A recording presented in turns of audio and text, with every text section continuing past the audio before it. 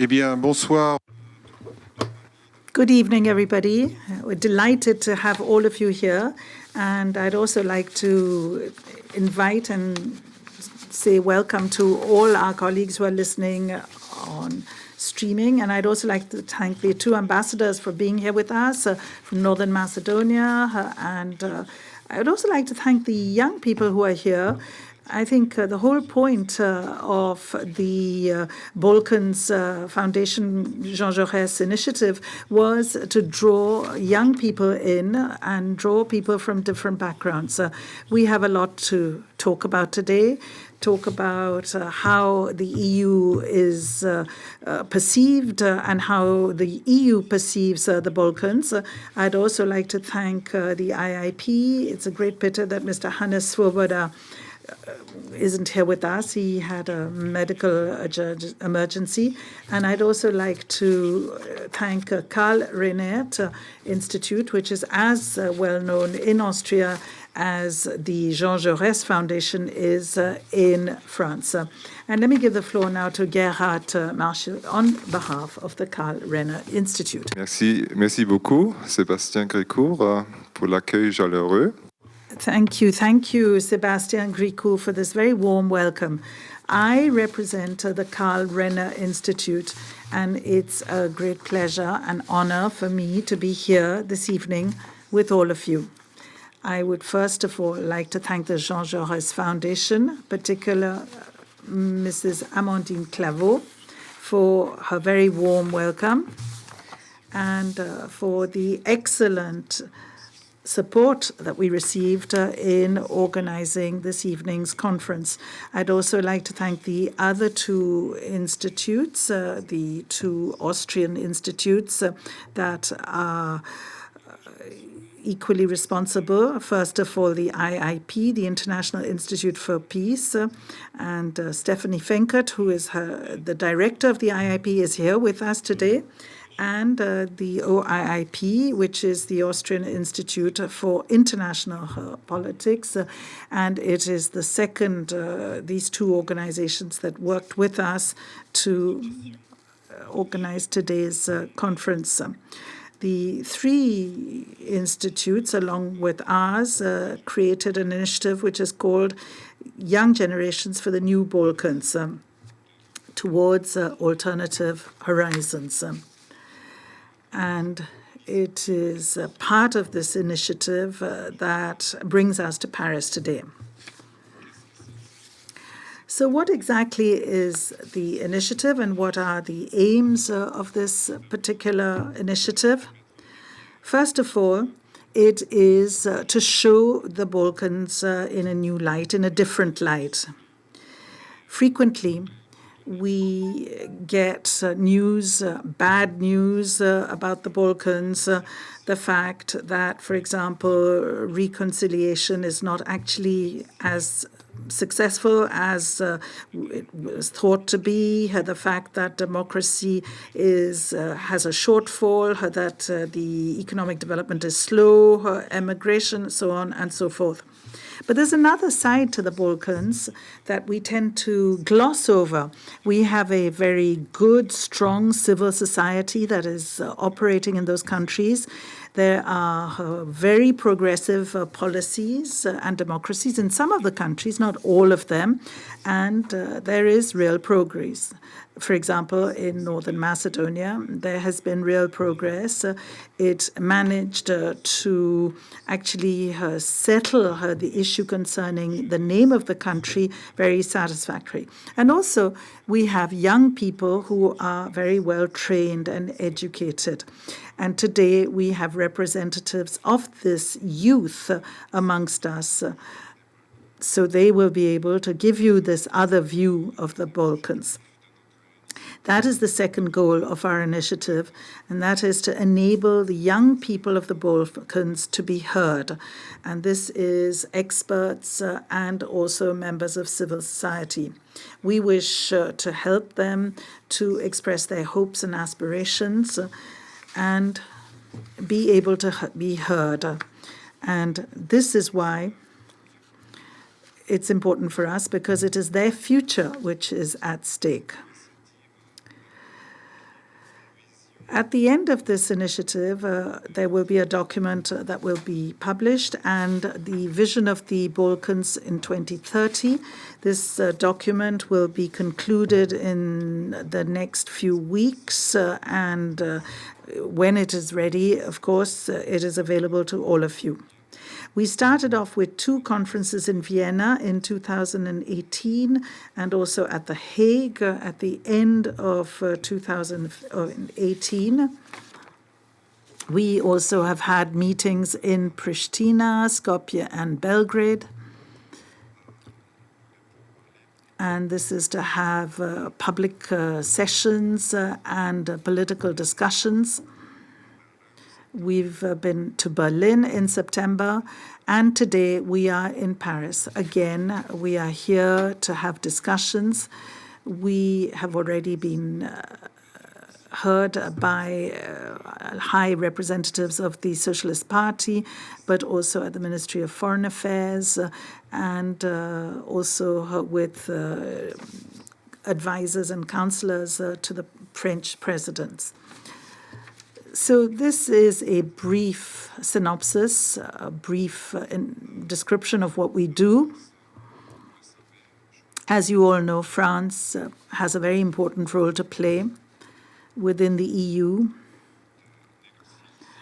concerning the opening up of negotiations to the adhesion of Northern Macedonia and Albania to the EU. So we think we're here at the right place and at the right time. Now, before we actually start our session, I'd like to give the floor to Adi Berinardzic, who is from the European Stability Initiative. He's from Bosnia-Herzegovina, and he is a young person from the area, Adi Cerimagic. Again, I would like to thank the Jean-Jaurès Foundation for its very warm welcome, and I'd like to thank all of you for the interest that you have shown in this subject and in our conference. And we'd like to thank all the experts who are here. So, Adi, let me give you the floor. Yes, I will switch to English. First of all, thank you very much, everyone, for coming here. I was just thinking that being a young person from the Western Balkans, to a certain extent, life is we think that life is very difficult, but when you go abroad and speak about the Balkans, then it's also to a certain extent easy because the expectations are so low then that it makes it. I think it's a big challenge for anyone from the Western Balkans to come in Paris or in Den Haag or to go to Berlin and to argue in favor of the EU enlargement towards the Western Balkans. We are today sitting in Paris in a country where less than 30% of citizens support future enlargement of the EU for various and different reasons. But majority of citizens of the country where we are disagree with future membership of any country. And it is very difficult because when we are here, we were going from one meeting to another meeting, speaking about the Western Balkans and what France and EU can do more, what we can do more as a region, presenting our vision. And it is difficult because as a civil society, we find ourselves in a challenging situation. On one hand, we want the process of enlargement to continue. We want to go through the process of transformations that other countries went through successfully or less successfully. We see it as an avenue for us to change our societies, as an avenue for support for the transformation of the societies. And at the same time, we see that the appetite for this process in the EU member states is getting lower and lower. So we faced with two challenges. One is to keep you interested, and decision makers in the EU to keep interested in the process, to continue to invest resources, people, money, expertise and time. But at the same time, we as a civil society want our countries to perform much better than they are performing today. So we also need to criticize what is happening in our countries at the moment, and we need to criticize EU or French policy or Dutch policy towards our region and demand to be done more. So we always kind of are on a thin line between, yes, we need the process, but things are doing very bad. So throughout the panel, you will see the conflict within us as an experts, within us as citizens of the Western Balkans that we are confronted with. I'll just, before I give the floor to other participants, I will say, when we were brought together almost 2 years ago, or a bit longer than 2 years ago, the basic question that we wanted to ask ourselves as an experts, as people who are interested in the Western Balkans is, what does it mean being young in 2019 or 2020 in the Western Balkans? What do young people feel? What do they want? Where do they see themselves? And there are a lot of studies being done on this, questioning young people and what they want to do. And what they show is that young people in the Western Balkans are very optimistic about their future. They're very optimistic about what will come. They have almost full unanimous support for future EU membership of their country. They want our countries to join the EU. They spend quite a lot of time on the internet. They're very connected. They read different news, different sources, and other things. And they are more worried about economy, social justice, education, and environment than they are worried about the next war, about their everyday insecurity or need to build up military or national identity. These all things are still very important for young people of the Western Balkans, but environment, social justice, and economy are more important for them than they are. So that was the first part that we've kind of grasped of what means being young in 2020. And then the second part was a bit more worrying because they don't believe in political parties. Majority of them do not believe in democratic representation. They don't see that government is dealing with the issues that they want to deal. And when they're asked how much they value different values, actually political and civic engagement is the lowest of things that they value the most. So for us, the question was, how do we turn this around? And what was also worrying more and more is that from 2008 to 2018, increasingly young people demand strong leader for them to lead our country. So these are trends that are happening over the years. This is the situation. This is what it means being young. Of course, it means also migrating outside of our countries, trying to find a future for oneself. So when we talk about vision for 2030, we think about issues of like environment, issues like economy, social justice, and education, things that matter for young people today, how we can improve them, how we can get by 2030 to see the gap between our region and the EU average to be lower than it is today. So what are the concrete things that our countries need to do, that we as young people need to do, that EU could do or should do? How do we then get to the point in 2030 where this gap is much more narrow than it is? I will now pass the floor to the panelists. We will start from Stefani Spirovska, who's president of the Youth Educational Forum in Skopje in North Macedonia, and she will share her first initial introductory remarks. Thank you, Madhi. I hope this works. Those who speaking in English, so just give me a sign if I need to push something else. Otherwise, I'll consider this working. Okay, so it works now.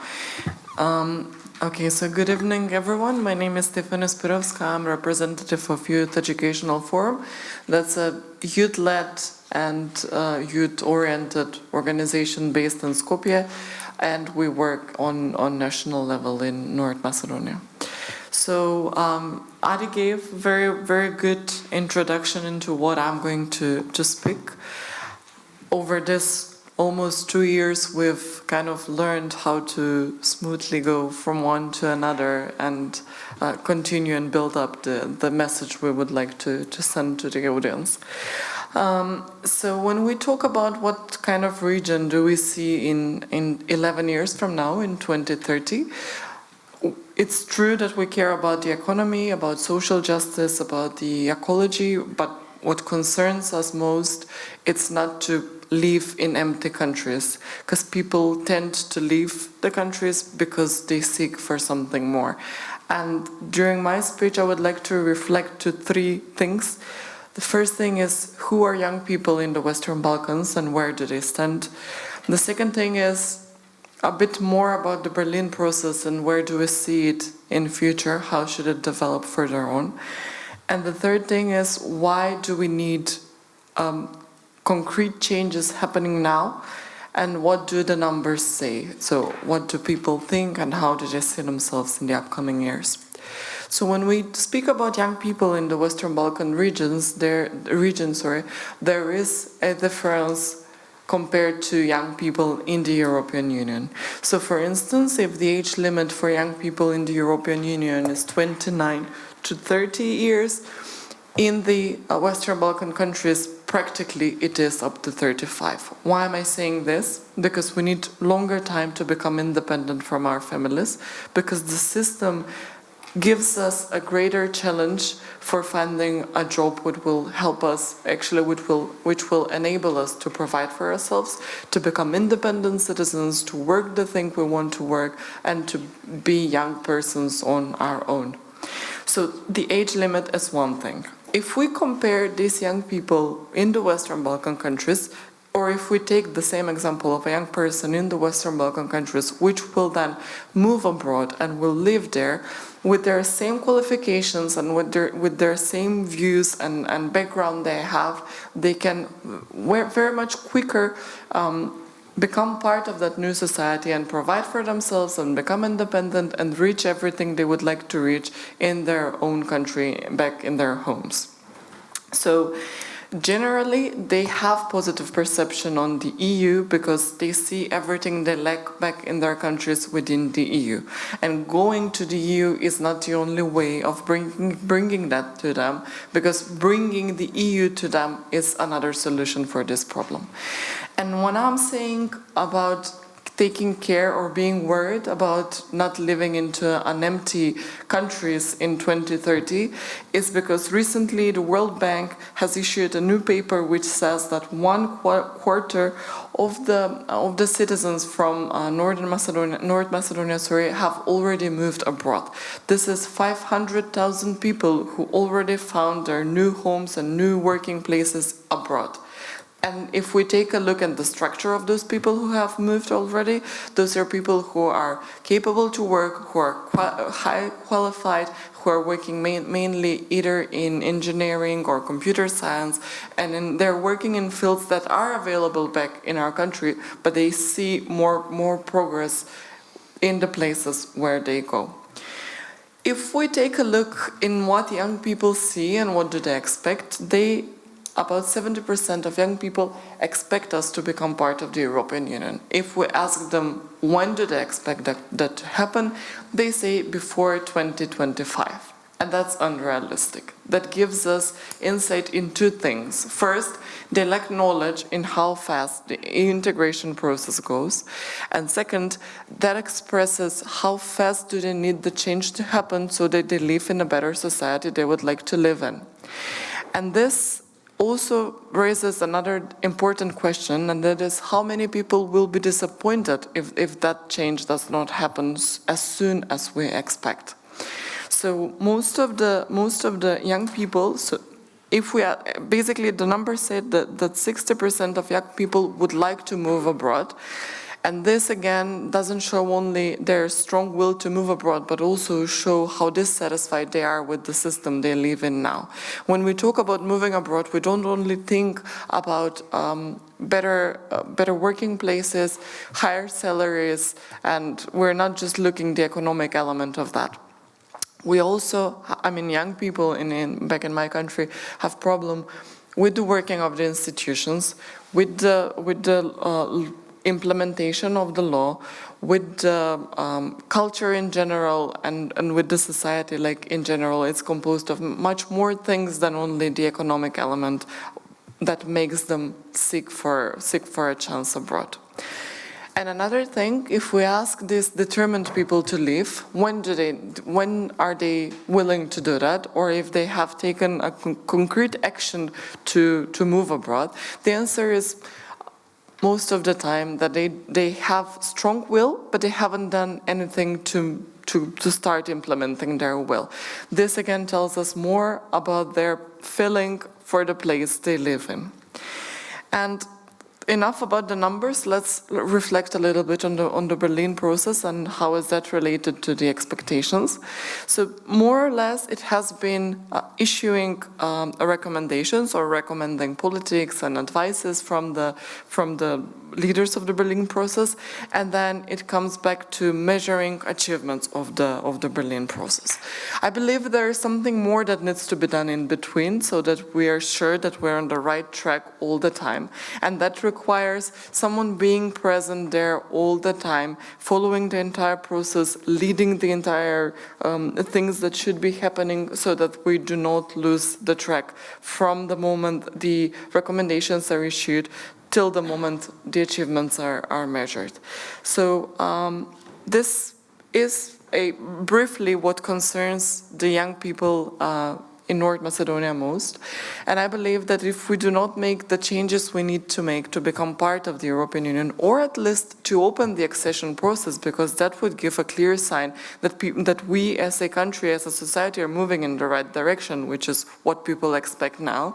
And I agree that it is a big burden, not only for the government, but it's also a even more burden for the European Union.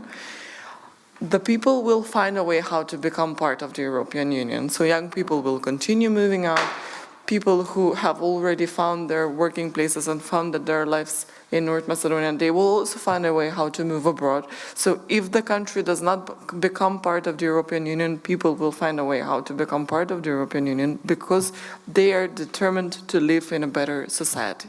And what Ade mentioned, that young people expect someone with a firm hand to leave the country, that is not always someone who is right politically oriented. It's something stable, and young people usually see that stability in the European Union. So that tells us a lot about the expectations, and expectations themselves are a strong burden or heavy burden, but we need to do everything in order to meet the expectations and make some serious steps forward.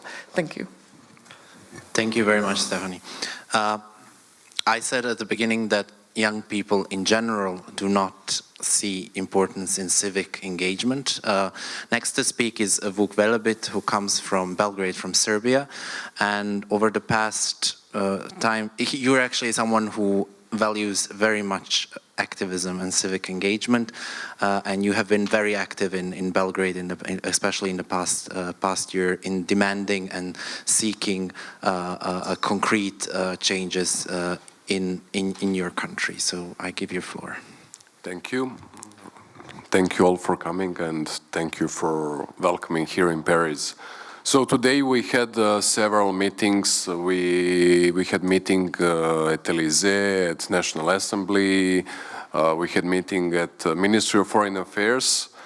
And I'm a bit tired of those official meetings, so now I'll try to be a bit more personal and to give some personal overview of situation in Serbia and how European perspective looks like in Serbia, and what we should change and what the EU should change in its stance towards Western Balkans region. I think that it's not everyday situation to see people like from Bosnia, North Macedonia, Albania, Kosovo and Serbia sitting together at the same table. And I think that we actually had to come to Paris to make it possible. Because if we speak like this in Belgrade, like Donika from Kosovo and me from Belgrade, speaking in Belgrade, it would probably be a political issue why you're presented like from Kosovo as a state. So I think that actually it's almost the same thing happening with citizens in Western Balkans. Like we're all neighbors in the same region, and it is always presented that we cannot live together, that we're always fighting, that Balkans is something bad, like especially from 90s till now. And on the other hand, when you see citizens leaving Western Balkans region and going to live somewhere in Europe, they actually become best friends. I spent 6 months studying in Constance in Germany, and my best friends were from Kosovo, Croatia, and Bosnia. So it's actually a state propaganda in some way that is served last 30 years by our nationalist political leaders that we cannot live together. And if you take a look on them, how they behave, actually they are the best friends. Taci and Vučić, publicly, they are like pretending to be enemies from time to time and to make political tensions. But you see that they can also speak, have normal dialogue and shake hands and no big deal. But they know that they will gain some more political support if they behave in nationalistic way. So yeah, we have to thank to our political leaders who are actually very close friends.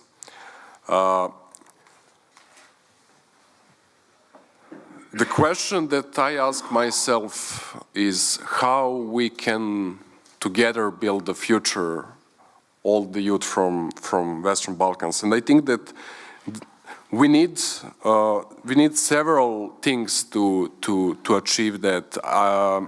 It may sound idealistic, but I really think that we need new hope, that we need new ideas, that we need new leadership, and that we need new politics. Because in the whole region, we are listening to the same people for the last 30 years. We are listening to the same narrative. And we are fighting for the same ideas. In 2019, in Serbia, in Belgrade, people are protesting for free and fair elections. Can you imagine that in 2019, in Europe, it's not somewhere in Africa, it's in Europe. And we are fighting for media freedoms, we are fighting for independent judiciary. If you don't have free media and independent judiciary, you don't have democracy. And when I fight against our regime in Serbia, I'm not fighting against them. I'm fighting for their, and for their kids' future. And if you're against them, they will call you enemy of the state and enemy of the nation, just because you're fighting for European and democratic values. And then when we come to the values, there is also a big issue when we talk about Western Balkans and the EU, is that now our political leaders are using some examples some bad examples from the EU, like Hungary and Poland, so they can say that the EU actually does not have legitimacy to talk about values because they have their own problems. And the other thing is that when you ask ordinary citizens in Serbia about the EU, they will always look on the EU just in terms of getting donations and money, and not realizing what means to be a part of the EU, that it means that you can work wherever you want, you can easily travel, you can easily, like, goods and capital being exchanged, and it boosts economy. And like, people are very emotional when you talk about Russia because of some history, tradition, culture, religion. But when you come to the concrete things, and when you ask people where they would like to live, they will always tell you Western European countries or North America. And today we have the situation which is quite different than during the war in 90s. In 90s, people were leaving our region because of the war and because they were looking for a better job, to be well paid. And in 30 years' time, things have changed, and now people are leaving our countries because they're just seeking for normal life. They're seeking for institutions, to know that tomorrow their children will be employed not based on who they know, but based on what they know, which is not the case today in Serbia. You have to be a member of ruling political party if you want to be employed in any public sector or government. And people are really faced with a strong political pressure, and people are scared for themselves and for their children because they know that if tomorrow they go out on the streets and protest, they will have serious problems. And I'm not telling you all this in Paris because I feel free and safe here to tell you that. And I'm not thinking, I think all the best about my country. And the reason I'm here today, and the reason I fight for our common better future in Belgrade, on those things I look like at the most patriotic act, even though they will call me enemy just because I'm against the way they rule the country.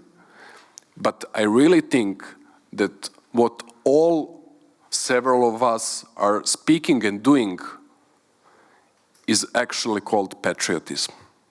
Thank you. Thank you, Vuk. There are different ways in which young people try to fight for their future and for the vision that the next speaker is Gentiola Madhi, and both of us have a somehow similar path because we went abroad to study, to gain knowledge, and then we went back to our home countries, and we thought, like our colleagues at the university that we studied with, that you have to join the ministry or in the institution, and then through there, with your knowledge, with expertise, you will move things in a right direction. We did that. We entered both institutions. We tried, and then we've looked for other ways to influence, despite having nice and a secure jobs. So Gentiola, the floor is yours. Thank you. I'm Gentiola Madhi, as he said. I am a researcher at European Movement in Tirana, and I deal mostly with regional cooperation in the Western Balkans and the European integration process as the mission of our organizations. I would like to start with a first statement, which is real close to myself, but also to the colleagues in also towards the vision that we have for the region, our common dream, let's say, is that the human capital is the biggest asset in the Balkans. It is the one that will contribute to economic growth of the region, each country its own, and also poverty reduction. I say this because in the last days I've seen the data of Eurostat. As a researcher, obviously evidence is so important to me. And just from January to July, so in the first 6 months, 4,500 people have left Albania, out of which 40% came to France, And 4 over 5 were people with less than 34 years old. That means that we are losing the youngest generation, like basically the people that will make the country change.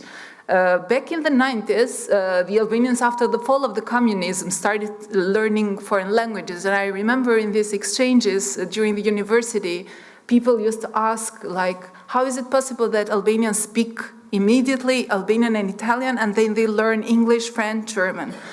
At that period, it was because the country was closed. Now, I think that the parents are investing in education of their kids because the quality of education in the public universities is not as expected as it should be. So they invest their money or they take their loans in order to teach foreign language and then bring their kids at the age of 18, 20 and so on abroad. Because education is the heart. Once you're well educated, then you can demand for more rights, you can fight for your own rights, and you ask for meritocracy. What, unfortunately, is still missing in most of the sectors in our countries. But in the meantime, the foreign languages also perceive many cultures and also a sense of belonging. We are all together in the EU. It's easier to come from Albania and speak French. With the lady at the airport, I got lost when I arrived, first time in Paris. And understanding German a bit when you go to Austria and so on and so forth. So it is important because at the end of the day, despite the country where we are born, which doesn't depend on us, what we aspire at is even membership in the EU. Obviously, people say that how can you prove that these asylum seekers from Albania will come back? On how can a stronger European perspective reverse this flow? I think, in my personal opinion, that it does matter. Because maybe it is difficult to bring these people that are living today, to bring them back. They will need some time. Maybe they created their own families here. But in the meantime, we are investing on those youngsters of 15, 16 years old who can tomorrow, in 2030 and so on and so forth, stay and develop their personal histories and lives in their own countries. And so, in my perspective, the opening of the accession negotiations, that might be just a single green light or symbolic act where lots of other conditions can be added by different member states according to their own assessments for the reforms and the extent to which these reforms should be implemented, will give in a way or in another more possibility to the people to start also thinking that our future is not just living. I'm not talking, at this moment in time, I'm not talking about brain gain. I see it quite difficult, but at least I want to retain the youngsters that are in Albania to stay there. And through the integration process, step by step, day by day, to push for their own reforms. In Albania, it happens in December 2018, something that didn't happen for almost 30 years, the student protest. This was the most fresh initiative that we have faced in many years. And for almost 30 days, the youngsters suspended the university and also high schools just to ask for free education, lower costs in order to have the possibility that even people coming from low economy, like poor people, can access education and improve their situation.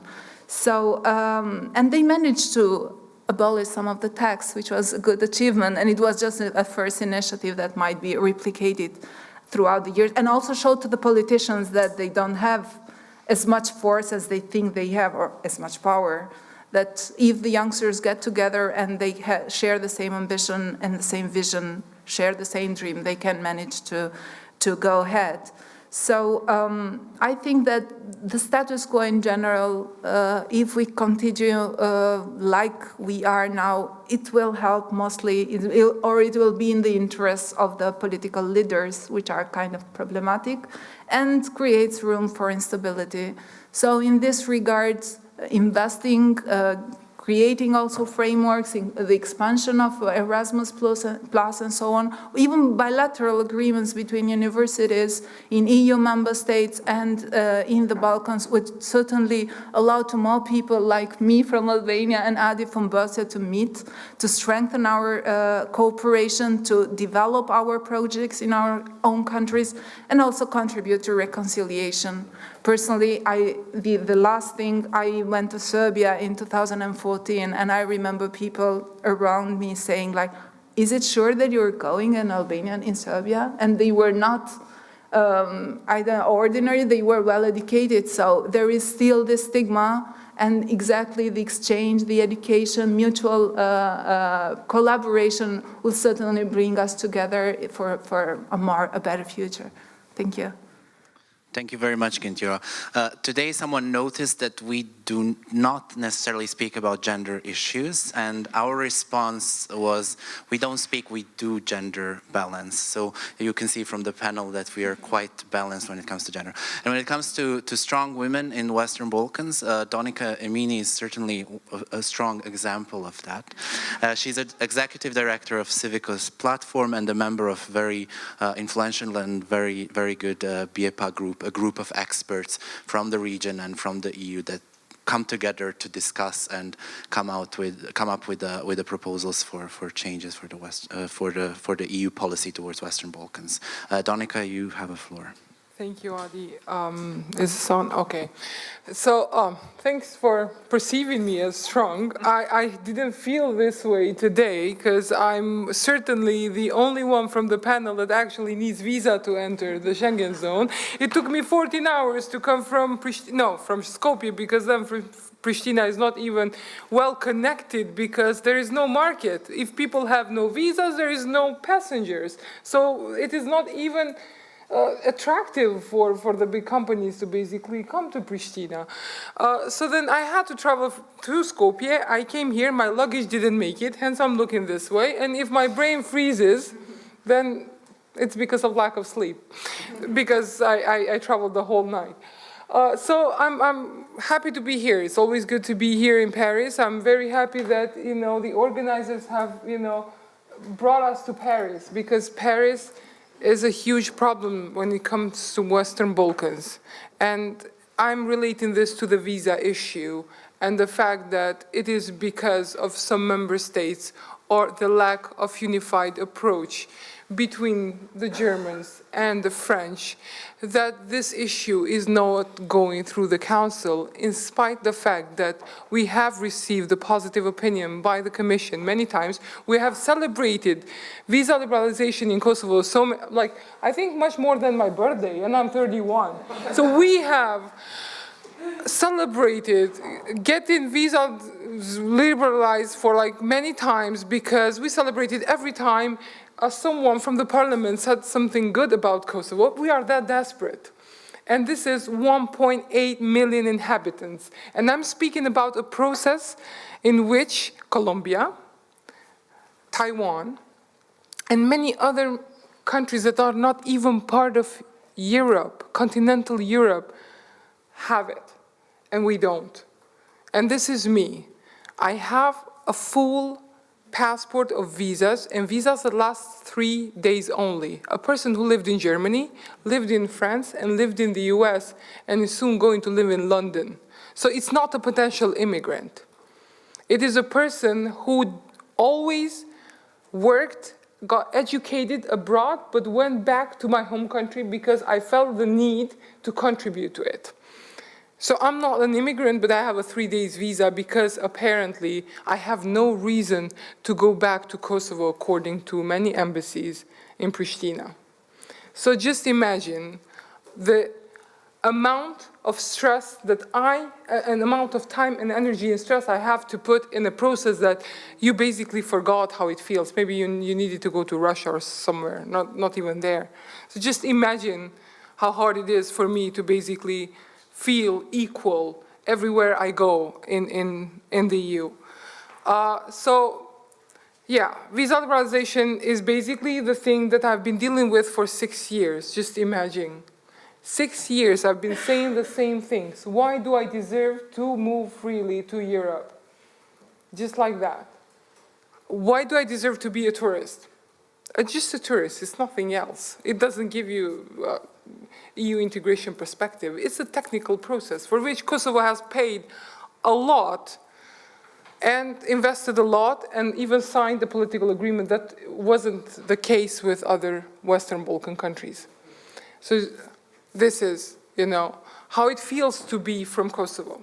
And when Adi said how difficult is the life of, you know, people from the Western Balkans, then I just, you know, understand how my colleagues feel, but it's even worse when you come from a country that is not recognized by all EU member states, that a country that within Europe, within the EU, is considered by 23 of them as a state, and by 5 of them as 1244, as part of Serbia, or you name it. So I have to deal differently with each one of them. And we as Kosovars, instead of thinking about our perspective, reforms, and EU integration process, we have to deal with a dialogue with Serbia that is going nowhere. Now, we just have held elections, we have a new government, and apparently, according to audience on Twitter, posts of the American embassy in Berlin, now there was a meeting between the EU leaders and the US leaders on Kosovo, on the dialogue, and we are soon going back to Brussels or wherever that the dialogue is going to take place. And we don't know what is going to happen with us because at this point we stand on the verge of having a potential border correction, territorial exchange or whatever, you know, the international community and some parties see it fit. So then again, we are talking about borders within the borderless EU. And every time people said, you might have to adjust a border to join borderless EU, I was like, how? Why borders should be important to join borderless union? Why do we have, you know, to put wires and everything to set the border, then, you know, have, you know, a border like Holland and Belgium, you know, in the middle of cafe and, you know, just standing with one leg in one country and with the other in the other country. So just imagine things that no young person within the EU would think of me personally and people from Kosovo have to deal with.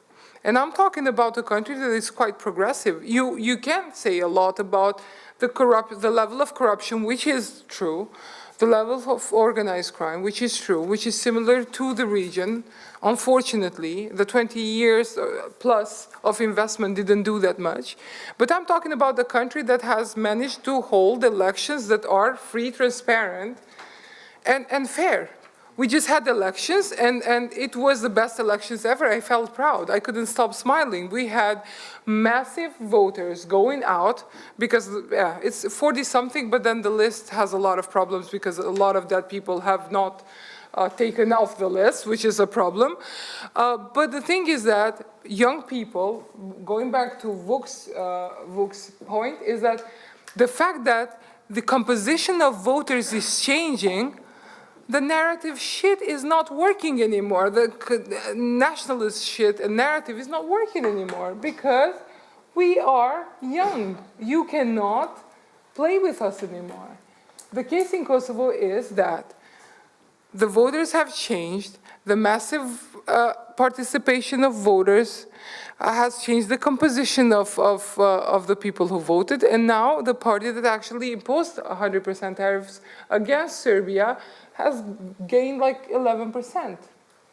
So the narratives, the nationalist narratives didn't work out anymore because people do not want that anymore. They don't want to talk about Serbia. They want to talk their perspective.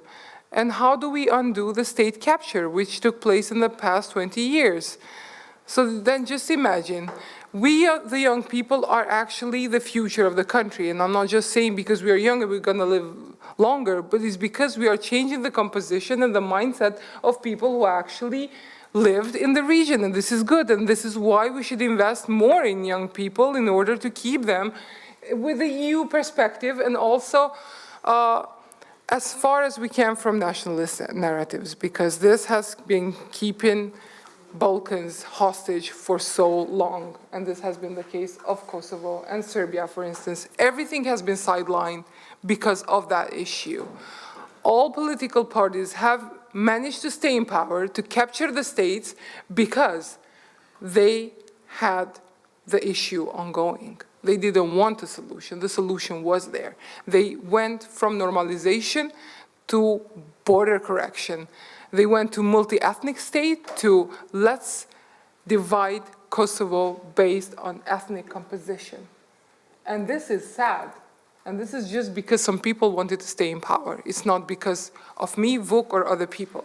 Because I was in Paris, I was sharing my office with 2 Serbian people, and I was a sensation. I was feeling like a museum. All of the people were coming to visit me and take pictures of me sharing my office with 2 Serbians. And I was like, this is what we do for a living. We are from civil society. We basically cooperated before Paris. They were like, oh my God, but we have to document this. I was like, there is nothing to be documented. There are people even in the divided city of Mitrovica cooperating. It's the politicians that do not allow them to prosper and cooperate. So, you know, it's not the people, it's the system. So then, I don't know what kind of system in Kosovo we'll have, because we have 2 parties, one that has never been in power. We don't even know if they have managing skills, but they have the spirit. And the other one that has been like involved like a few years in governing. So we're hoping that at least the fact that the opposition won, that the people have actually managed to punish those that have taken their future and captured their state, this is good. This means we are smart and we are powerful. And I never felt more powerful than during these elections, because I was like, yes, we can punish people. They cannot steal our future. And this is what we did. Now, we're not sure what we elected. We will see, and hopefully soon. But at least we managed to change the system. And if they know that they are going to be punished every time there is an election, they will think twice before they take any decision that is going to harm us as citizens. So I believe that all the Western Balkans countries would follow the trend. Because it started in North Macedonia with changing the system, and maybe it will be successful in Kosovo as well. It will take a long time. You cannot undo a system that has been corrupt and captured for the past 20 years in one mandate, or 2 or 3. It's a long process, but at least we know that we have young people that are young in spirit and that are willing to push the country forward. And I'm sad to say that with all this, we're still fighting for visa liberalization, and there is no EU integration process on the horizon. So for me, I believe, I keep telling Nadia, I will be the last person in Kosovo waving the EU flag. But for me, it's becoming very hard to sell the EU project in Kosovo, because you cannot sell a dead horse.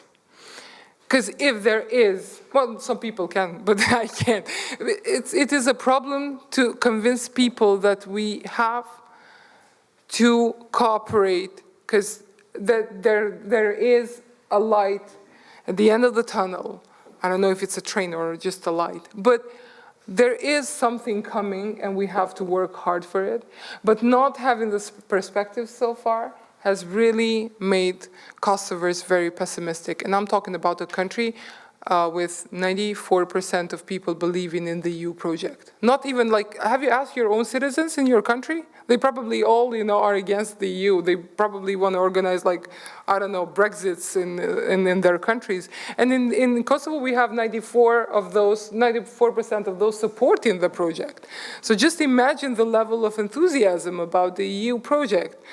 And don't let this die. I mean, it is our job. I mean, I'm here, I'm just talking here in the panel, but take it personally. It's our duty to basically change the mindset of our politicians, that people in the Western Balkans are not the barbarians you basically read in the history books. We don't fight against each other. No, we don't. It's our politicians that keep us that way. I mean, me and Nadi, Bosnia and Kosovo do not cooperate at all. But me and Nadi, I mean, I couldn't find a better colleague to cooperate with. So see, we are an example. People in Kosovo perceive Bosnia positively. You know why? Because they perceive Bosnians positively. They see the people positively. They know that, you know, they have been through the same experience of war and everything. And they don't see Dodik. And they shouldn't see Dodik, because Dodik is just one person. It is not all the Bosnians. And Vučić is one person, but it's not all the Serbs. So we have to work together. People-to-people communication is very important. And I believe that the EU will not, and the EU will not stop believing in itself in the Western Balkans, because otherwise I really don't see how the future is going to be shaped. So yeah, this is... Thank you, Donika. Donika says the horse is dead. Maybe we need to switch to Teslas and to the cars. Thank you, Donika. And thank you, everyone. So at this point, I would like to involve you, so you can ask all the questions that have been left unanswered, some intentionally, others non-intentionally. So you just enjoy. Well, first of all, welcome to Paris, which is the country of fraternité, liberté, égalité. It's true. I mean, a dream comes true looking at you all together in the same place. I don't remember your name, Vuk. What you said about your best friends, I had experience in around 94, 95. My best friends in Norway at study was from Serbia, Kosovo, and we were all together. Bosnia, Bulgaria, and Macedonia. And actually what made us all together join most is, besides like everything has to be with a lot of things in common in terms of cultures, like home culture, but also like we had one point in common, like how we can say something wrong about the Norwegian, that were very cold and not very like social. So this is just for entrance. What is interesting to see in your opinions, and you put the fingers for each country where it hurts most. Now, what I don't see, and for me, as like I'm another generation, is okay, there is a brain drain out of the country, but there are potential. It's like you will not avoid that, no matter how much you are in EU, how much money the EU will put in your countries. But what I don't see, or what you, in between you, what are your joint platforms? It's like your generation, the young generation, are the ones that, as he said, in political point of view, should bring and should actually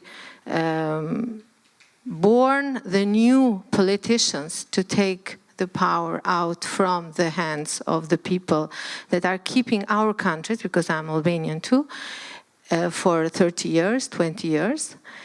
You should have joint platforms to work together. Now, my question is, what do you think about today's press conference, where 3 countries, Albania, Serbia, and Macedonia, came together under the message, the mini Schengen? So this is an opportunity, and I don't know how you see it and what are your plans to work together, because you are representatives from bright generations, so you have to take some leads on that, not only just move from the position of victims and take the leader role instead. As you gave the example of the young revolt, I mean, that was in 2018, it was an example. Okay, thank you. Sorry for being so long. No. Thank you very much. Okay. Okay. Can I ask who wanted to ask a question also? There is one here. Okay.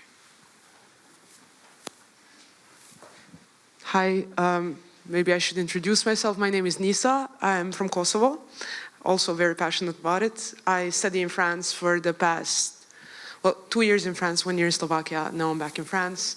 And I would like to make a couple of points and then finally maybe ask a question. The first point being is, I really agree with Donika on all of the points she made about Kosovo specifically, because I genuinely think there needs to be an entire campaign of de-racialization of Kosovar people, in the very colonial sense of the word, by the way, racialization. Because through all of these experiences that you've been by, this is my best friend Martina, she's from Croatia. After being with Martina and a lot of my other Balkan friends for a very long time, who we share cultures to way more than half, I've always had to re-precise random racialized stereotypes that exist about especially Kosovar Albanians, but like really, really deeply rooted racialized questions.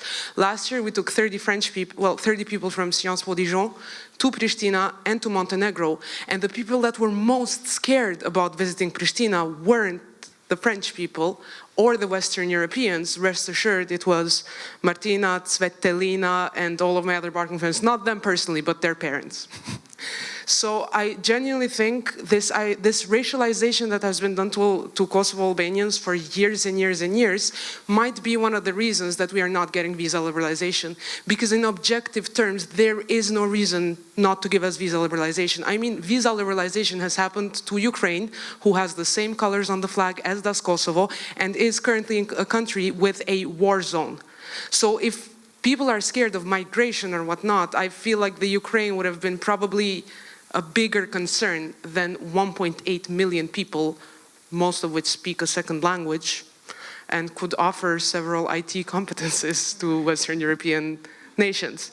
The second thing I would like to fight is the idea, that saying that I'm a migrant is a negative thing. In a union built to a very high extent, in a country built to a very high extent by migrants. France, after World War II, had a whole ton of people coming from other places to help it rebuild itself.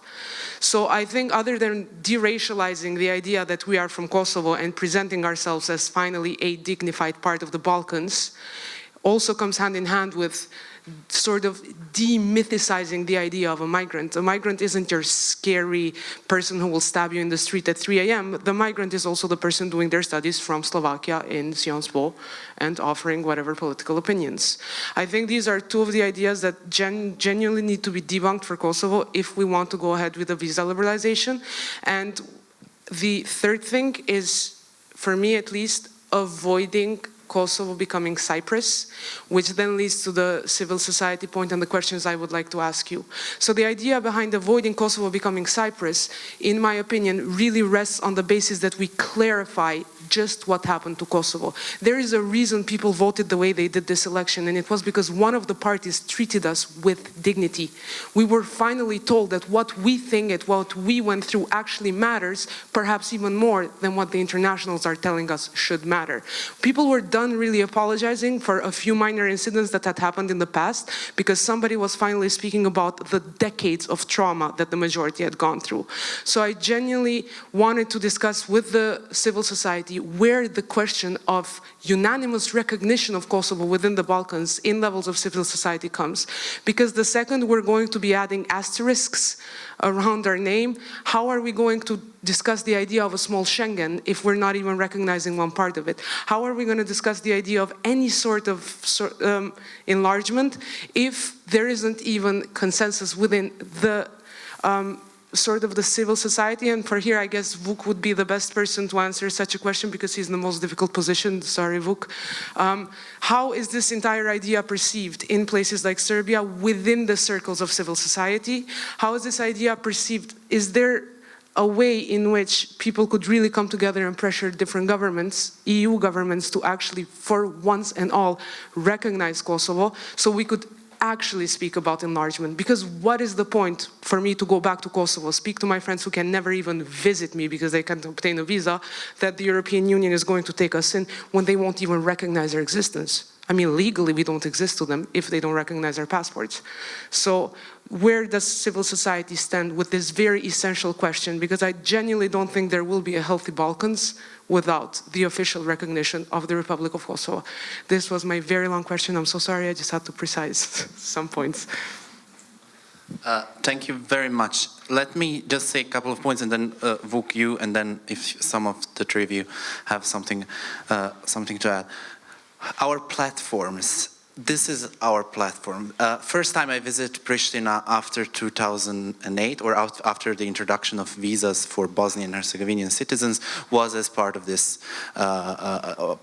project. So just stating on a Facebook and Twitter, explaining what the process is to get a Kosovo visa in Berlin, and to tell that embassy in Berlin did an excellent job, that I was treated like a normal human being, coming, applying, getting a visa, something that my colleagues who were applying for the Bosnian Herzegovinian visa in Skopje to get to Bosnia and Herzegovina have not experienced. They had a different experience. Is my way of sending a message of not just accepting Kosovo as a state, but also presenting Kosovo. I mean, and it's not a lie, it's not a making a rosy picture, it's my experience of going through. The other point that you've mentioned is actually something that we've discussed in September. We met early September in Berlin, and one of the points that we had was discussing mini Schengen, or as we called it, the Western Balkans Schengen. So the idea that we've briefly discussed in Berlin, and the idea that is floating around is how to, because the solution of some politicians in the Western Balkans to growing skepticism or growing difficulties to enter the EU was, let's redraw the borders. So our borders will fall down, God knows when, so let's try to do something. So what we wanted, or what we were, some of us are thinking, is how do we offer the alternative to that idea? And one of the ideas that we were discussing was basically to do a Western Balkans Schengen. That means just for the passports and for basically for people to go from one country to another without using a passport. The other part of today's statement is a bit more problematic. It's about the common market in the Western Balkans, and that is very difficult to achieve. You need institutions, you need parliaments, you need courts, etc., etc.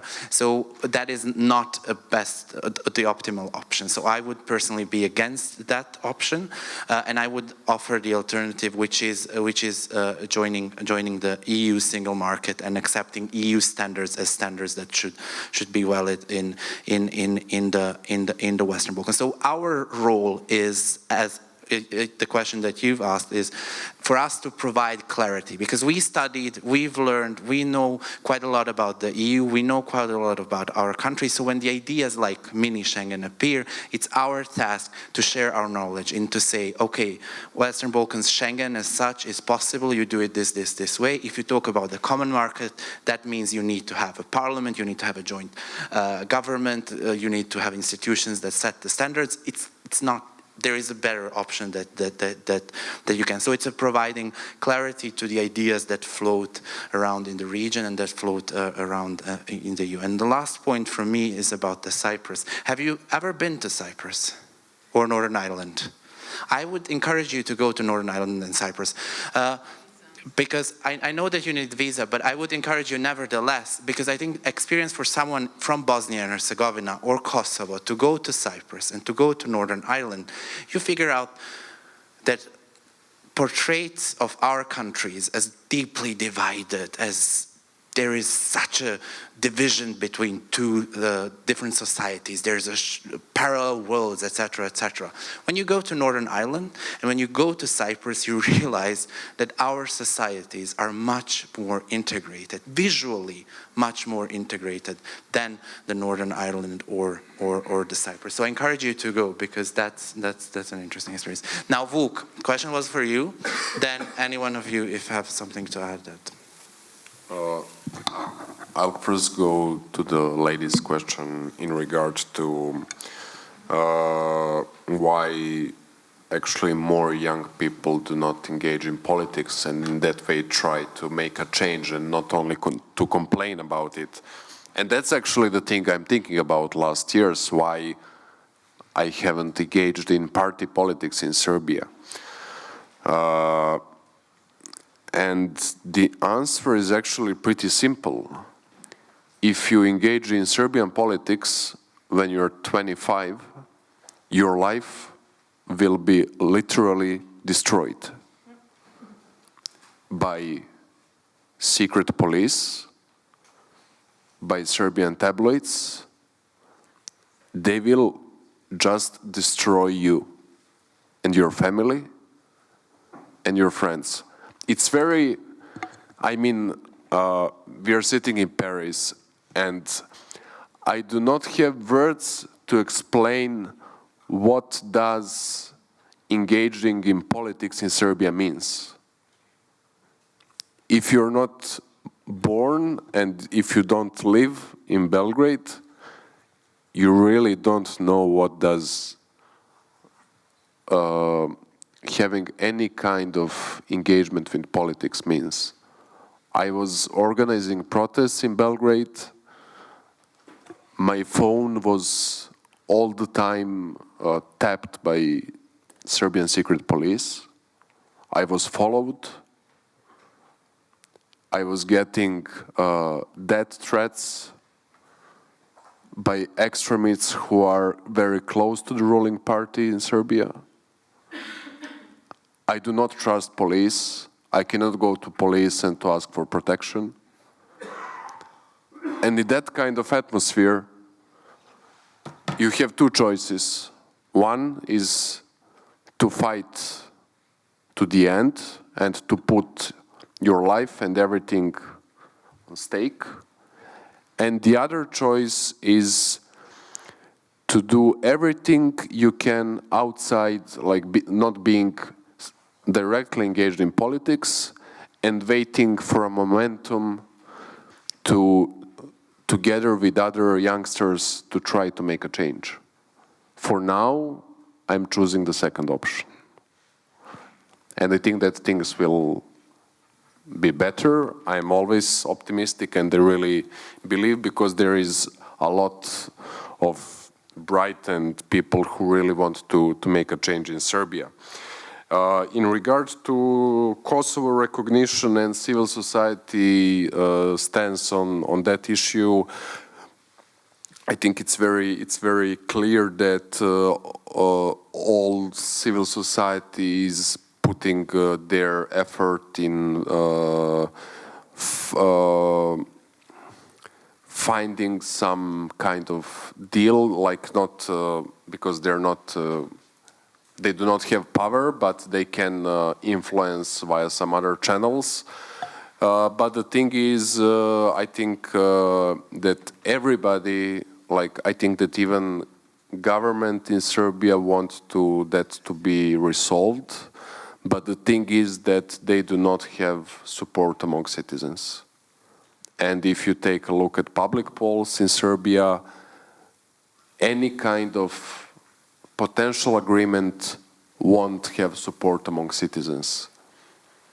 Because people in Serbia are very frustrated because of the 90s and of the war, and we have a feeling that some big injustice was placed on Serbia by foreign powers, etc.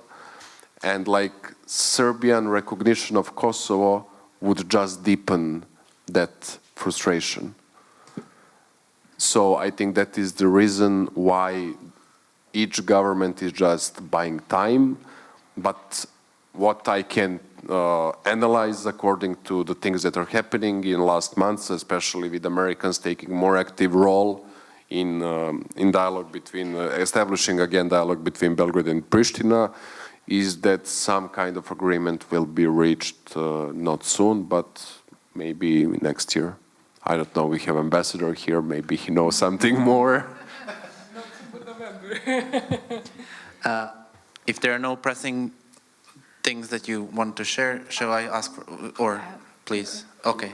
Just short Tony. on the civil society in Serbia. I mean, it's media. It's you cannot expect or push for any agreement if you have all tabloids full of "let's go to war with Kosovo." I mean, it's just, you know, bipolar in a way. You don't do that if you want to push for an agreement.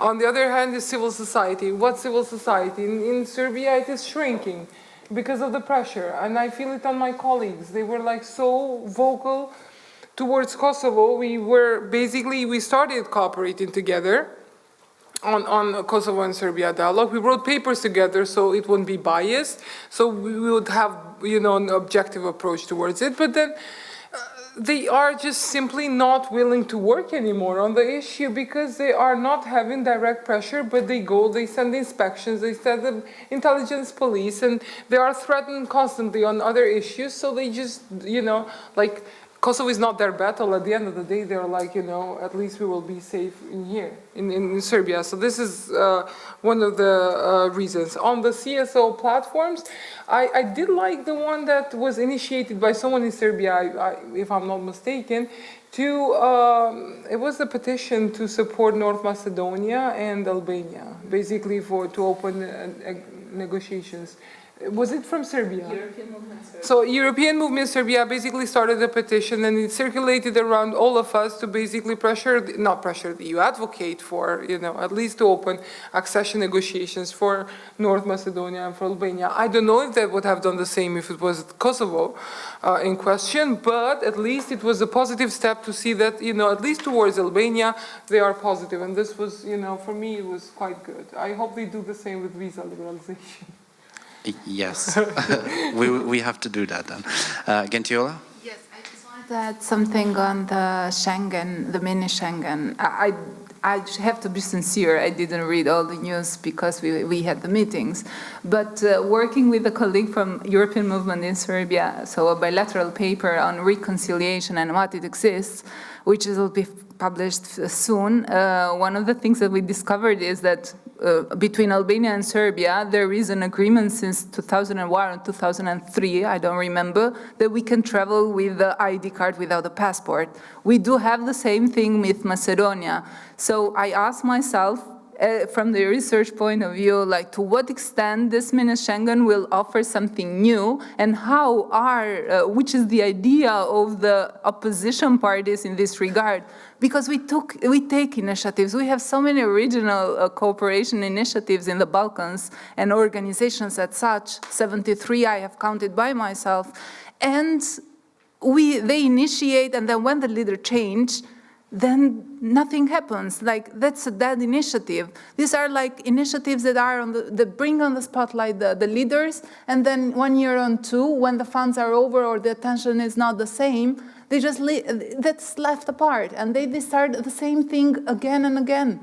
So on the single market, then I completely agree with what Adi said, that imagine that if tomorrow North Macedonia or Serbia, one of these three countries is going to advance and will align itself and implement the rules as per the European acquis.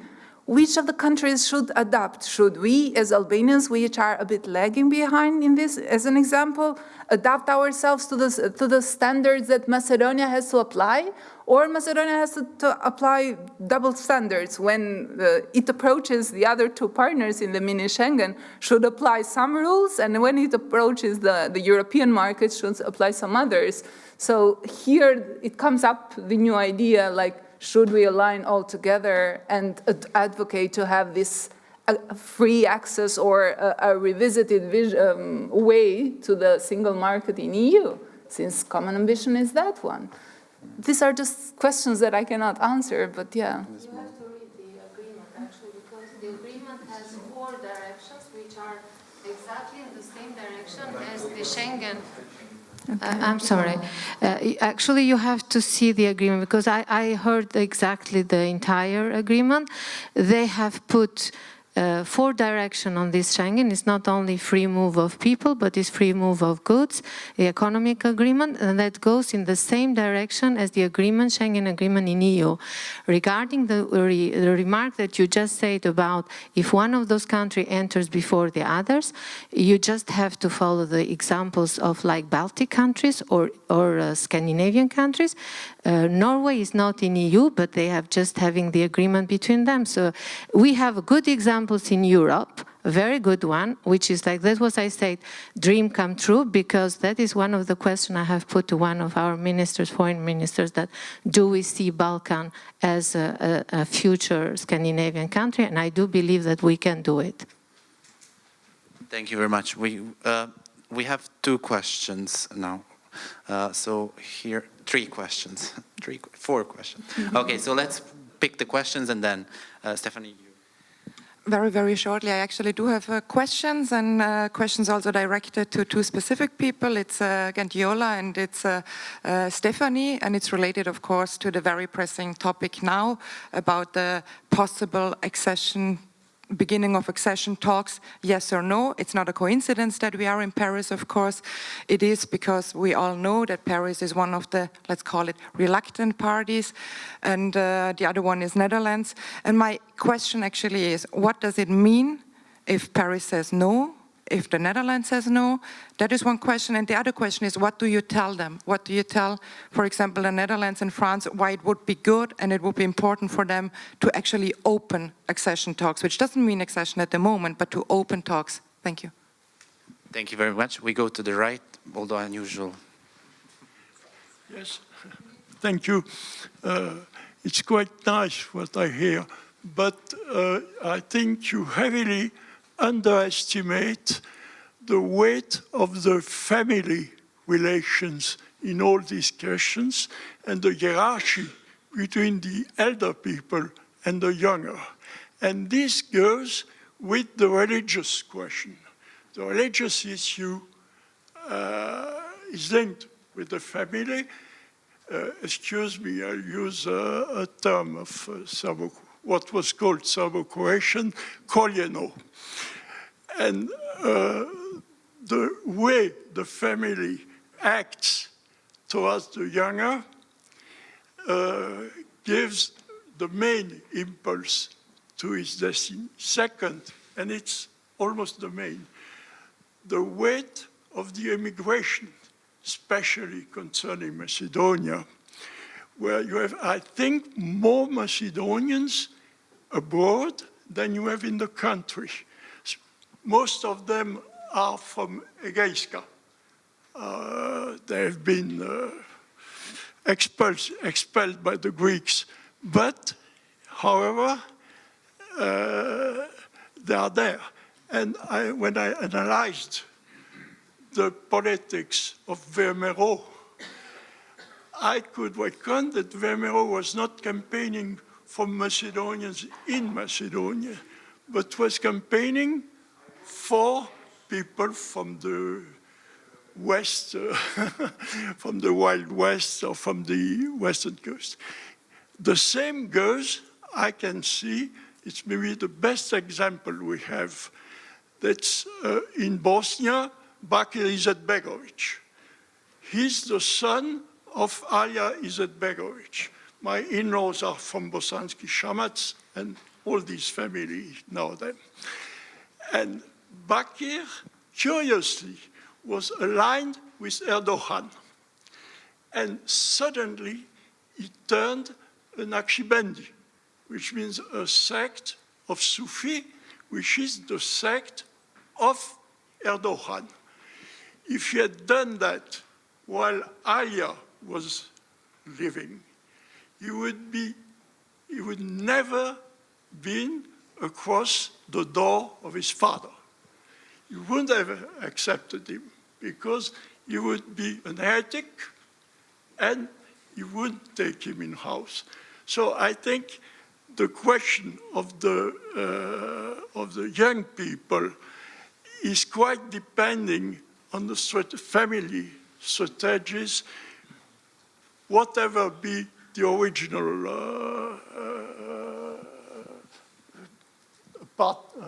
appartenance.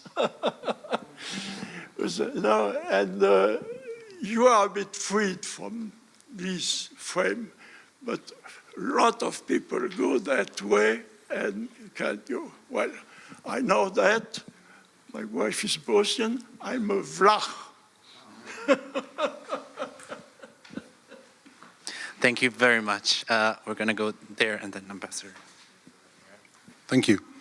once upon a time I was a young man. I said that with bitterness, and I remember that in 2001 I used to give lectures of European affairs at the University of Pristina. During that period of time I was working for the European Union, and it was probably one of my most fantastic professional experiences, because I had in front of me young people who were very enthusiastic, and I see them in front, I see you as well through their eyes. And so the very interesting point is that these students, 10 years later, or a bit more, so they became part of the system, in a sense that they became head of cabinets, they became sometimes ministers, and so on and so forth. So my point is that I really believe that the systems, frames the minds, the interest, and people who were young and enthusiastic became, at the end of the day, snakes, sharks, killers, and very tough people, because they were involved in politics. So my point, and I would like to challenge you a little bit, I hope that sooner or later you will represent your respective countries. So what will make you different from the past system? And how do you plan to basically to change this system? Thank you very much. And Ambassador, sorry for... Je vais m'exprimer en... I'm going to be speaking...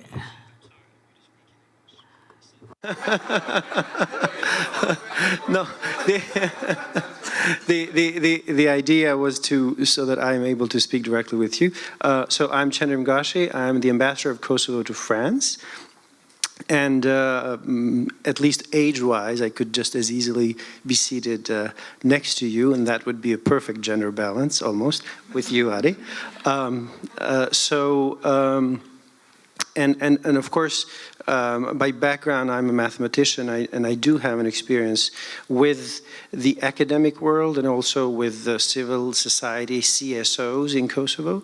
And I could tell you a countless number of anecdotes regarding how we try to reach out to, let's say, the Serbian mathematical community in Serbia. And it was a failure, unfortunately. I offered to organize a seminar for them in Pristina.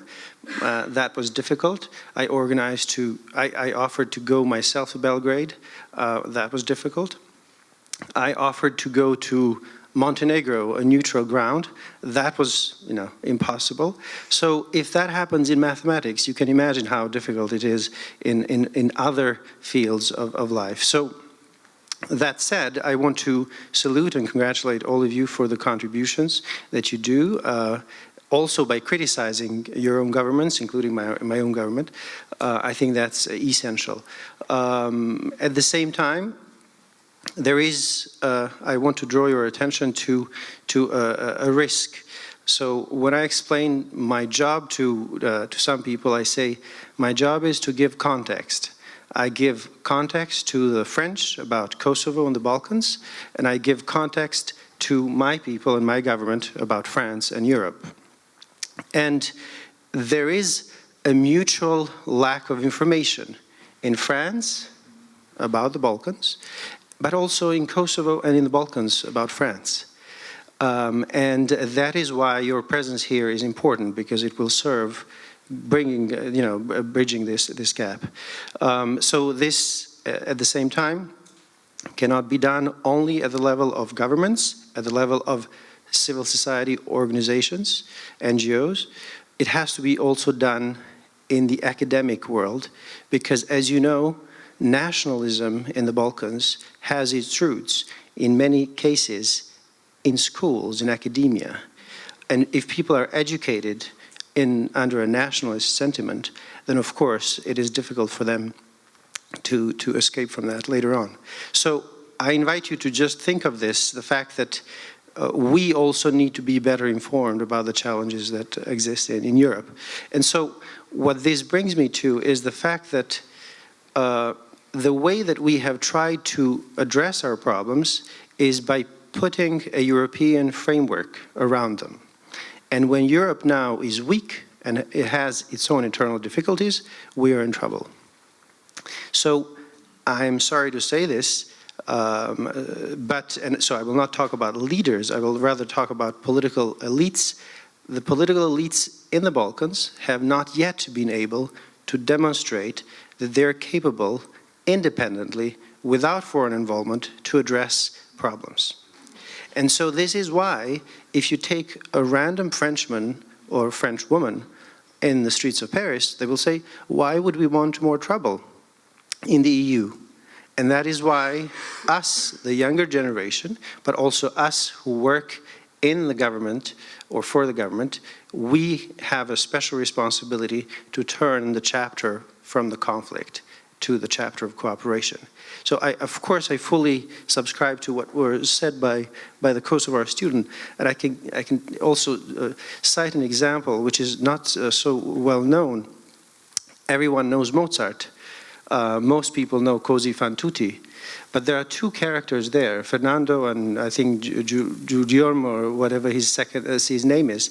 When they go and they come back dressed to, dupe their girlfriends, they come back dressed up as Albanians. This is the 18th century. It was because this was a way for them to demonstrate that they're, dressed up as backward people. So there is some deep, unfortunately, prejudice about Albanians, about Kosovars, about many people from the Balkans, and we need to address that. But the only way to address that is by talking to each other. And I can also conclude this by saying that I tried here myself, actually with the Macedonian ambassador who just left as well. We tried to organize some informal breakfasts among our 6 Western Balkan ambassadors, and it didn't work. You see, it doesn't work. It sometimes doesn't work. And we cannot blame the French for that. We cannot blame Europe for that. So I think, finally, the EU might be gone, might be a project that is more relevant for the countries that are members now or some smaller group of countries. We have to think about what we want to do ourselves. And so I'm trying to inject some dose of realism into this conversation, but also, of course, I'm only here as a guest. I just want to underscore how much grateful I am as the ambassador of Kosovo here, but also as a citizen of Kosovo, to all of you for being courageous and speaking out, and to you, Vuk, to you, Donika, and of course to the rest of the panel. And I just hope that we can do this freely in the future, and then of course we will come to an understanding and to solutions that are geared not to the needs of leaders or to the political class, but to the needs of citizens. And that is the only way forward. So, in the end, I could not hesitate from making comments, but I guess that's my role. I have no particular question. I just want to congratulate you, and of course, I want to congratulate the institutions that have organized this. Thank you. Thank you very much. I'll address one point, weight of family. What I didn't mention at the beginning is that in the latest study, youth study done by Friedrich Ebert Foundation, German political foundation, when it comes to what values are important for young people in the Western Balkans, I said that civic participation and political engagement is the lowest of what they value, and family is the highest on the list of what they value. So when we were in Berlin meeting Friedrich Ebert Foundation, one of our proposals for them was to finance studies that will look into what are today's families in the Western Balkans about. So if they are so important to the people in the Western Balkans, why are they so important? To ask the question and to look into it. When it comes to Izetbegovic family, I encouraged you, if you're able to find the latest gossips about the daughter of the president, they might be quite interesting for you, and they would put a interesting twist to your story about them. So we go with answering the questions. I will start with Stefani. You have a question on opening of accession talks with North Macedonia and the weight of migration that is put on North Macedonia. Okay, so regarding the possible yes and no scenarios, I'll first go with the no one, because yes, it's It's more realistic. Yeah, it's more, no. Because, yes, it's kind of more easy to explain. So if we have no, as I already mentioned, I think there will be great disappointment on one hand, because people expect, people believe, and people are a little bit tired of waiting so far. Yes, wouldn't mean immediate accession, but it would at least shed some bright light on the situation and what's happening, and it would promise some sort of progress, or at least would tell us that we're now several steps forward from where we were standing several years ago. And that no would not only mean disappointment, but would also require a lot from our governments, because as Ari mentioned several times today, we as civil society representatives here are put in a little bit of a weird situation, because we cannot criticize as much as we would like to criticize, because we're trying to shed a different light on what's happening in our countries and would like to bring up the things that haven't been mentioned so far. And that no would also be some sort of an alarm of solving the things that have been started to solve, but they would need some quicker or maybe some faster procedures in which they would achieve the goal which needs to be at the end. However, I'm afraid that most of the young people who haven't considered leaving their countries now would start doing that more intensively and would do concrete actions in order to leave the countries. And if we get yes, which I personally really hope that happens, that would mean that the European Union is fulfilling their promises. That's like more of a... So the promise is something that people have been expecting. Once we have changed our name, we have solved the problem with Greece, we have established some good relationships with our neighboring countries, people have started expecting it more and more, and I believe that would mean fulfilling of a promise. And when we talked about generations and moving abroad, I believe that now there is a change within parents' attitude as well, because those are the people who don't know if they should do that now because their time maybe passed, and they're encouraging young people to leave as well because they're disappointed in a way. So I agree with you, I completely agree, we don't have that break at home, because if that was the question like 30 years ago, then we wouldn't have that support, not even to study abroad. I'm not even going to speak about living forever. Yeah. Thank you. There was a question on what would you change if you become a prime minister or foreign minister of North Macedonia, or a leader. I mean, I think we consider ourselves leaders already from a position that we're in. Sorry, I didn't mean to skip the question. I just don't picture myself in that position. But I can answer theoretically what would be the difference. We as young people are raised in countries where we constantly bear someone else's burden. So, for example, I from North Macedonia was having the burden of generations before me not having solved the problem with Greece. And now that it is solved, it's kind of a relief. And I believe that we have learned a lot through those processes, bringing someone else's burden, and that we kind of think in a different way. That's why I believe we will be different, although corruption and those happenings will still be present there. But there will be difference in these generations, in these leaders, and in our approach, because not all of the young people who want to make a change go directly into politics. Some of them go into the civil society, some of them do different things. And I believe that's also something new that's happening now, and it's something we need to appreciate. Now we go to Gentiola. You have a question on Albania, why yes, why no, and the question on what will you change when you become a leader. Okay, so on France, the positioning of France and the Netherlands. I would start what my fear is. Personally, with the declarations of the Minister of Foreign Affairs of the Netherlands that they are not going to be just the only ones to say no, it means that either they couple with France or they change their approach. So on France, what I perceived today from the meetings, although all the persons that we met were pretty much strict on giving a specific answer, personally I have this negative feeling that we will get a no. At least the head of my government has been tweeting so much in the past weeks saying that if we get a no, it's not our problem, it's their domestic issues. To a certain extent, as a researcher, I understand that there is this politicization of the enlargement. It has always been political. It depends also on the timing. If we were ahead some years ago, we might have been advanced. The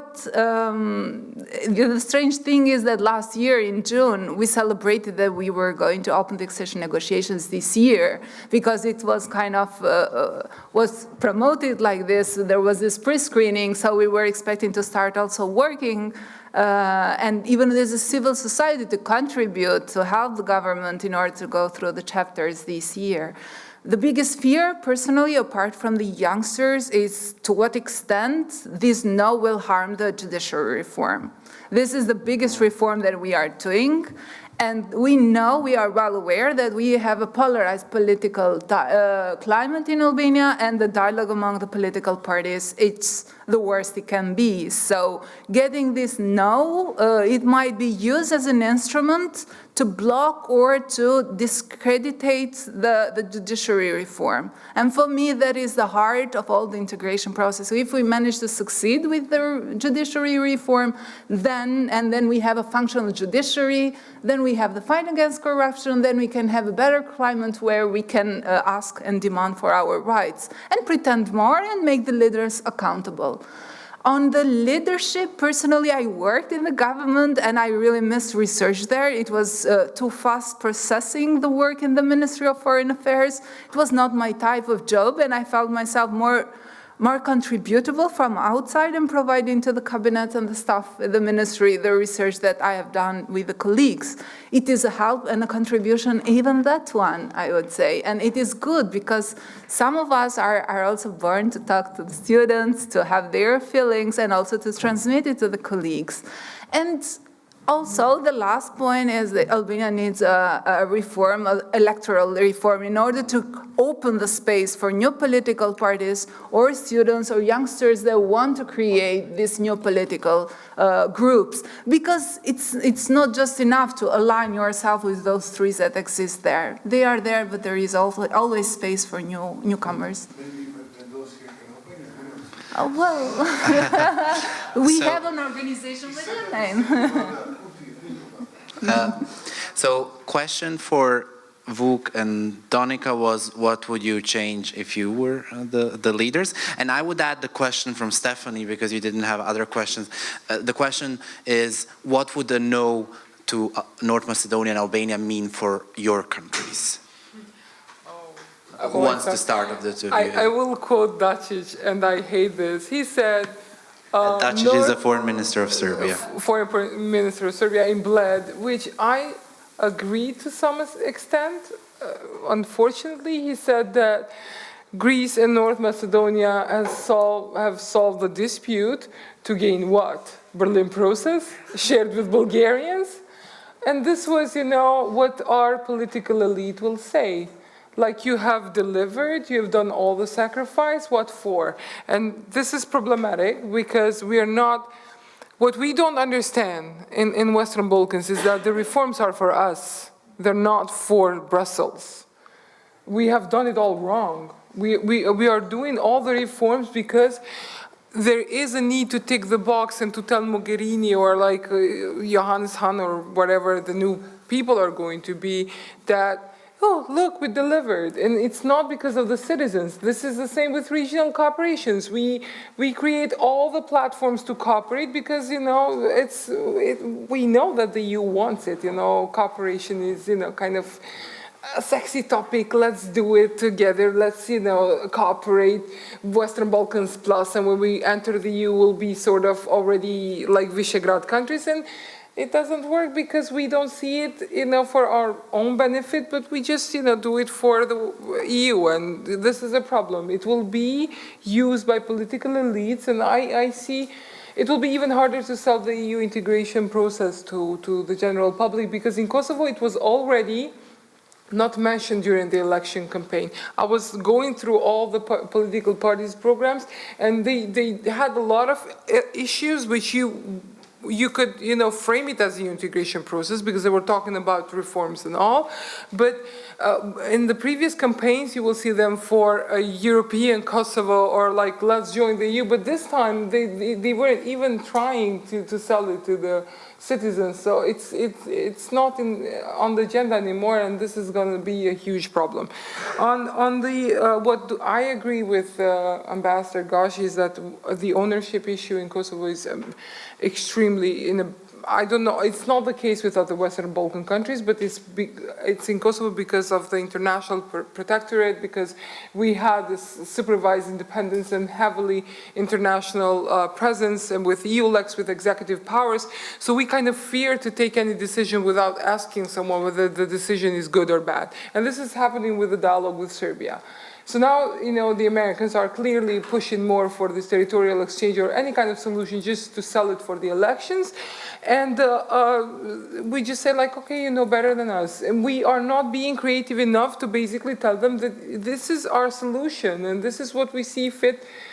I don't know, because we don't think outside of the box. We just think that, someone should do it for us, and this is a bit problematic. I was in a TV debate and with Baton Hajiu, and he was like, the government should look like the international community wants it to look. And I'm like, we voted. It's not the international community. You should not shape a government because, international community wants it to be shaped like that. Because what did we vote for? We cast a ballot. We went to the voting polls, the stations. So it's crazy. So we have to work on that. But I think it takes, some time to basically feel also independent in the decision-making process, which is basically changes with generations. What I would change, I think we are the system. Basically, there is no system. I mean, people are the system, and people make the system. And I really hope more young people in Kosovo will join, not just political parties, but any kind of institution. I would gladly work for the MFA. I didn't do so because I didn't like the system or the person who invited me to work, not just, the system in general. But I would gladly do it because, that's what Kosovo needs. They need people who are basically able to sell the country. They need people who are basically capable to facilitate this communication. We don't need people who cannot speak English, basically being ambassadors, for instance, which was the case because of nepotism and everything. We just need to use all the capital we have and the resources we have in order to make our case. So there were cases in which young people entered the system and they were like sort of swallowed by the system, but it will change over time. I mean, it's changing now. It's not embarrassing. Today in Kosovo, it's not embarrassing to join political parties, which is okay. So then I believe that generation change is necessary, and I hope, more people will be braver than me. I was invited to join political parties list in these elections, and I said no because I wasn't probably brave enough to make that step. But I hope other people will do the same, and I fully support them. Thank you, Donika. Vuk? Firstly, I'll just refer to Mr. Ambassador's words, and honestly, I'll tell you something that you probably never heard from Serbian side. I completely agree with you. In regard to gentleman's question, what is a guarantee that one day, if we take some positions, that we don't become sharks and snakes and what else you said? I think that the reason why I haven't entered politics is that I didn't want to go from student bench to assembly's bench, actually, just to I think that for doing politics, it's very important that you build your career in something else that is not politics. It can be like maths or business or whatever. So And that's also the way I have chosen. Beside this, I'm working in business because I think it's very, it might be useful if one day I decide to enter the politics. And what I think that will be different, I think that everything will be different. I think the thing is that you can make a change, but what is much more difficult is to keep that change alive. And I'll finish by quoting Serbian assassinated Prime Minister Zoran Đinđić, who said that in order to make the changes work, the majority of members of society that has entered changes must wake up every morning with a feeling of the great historical moment, with a feeling of something big and extraordinary. Thank you. Thank you very much. Thank you very much.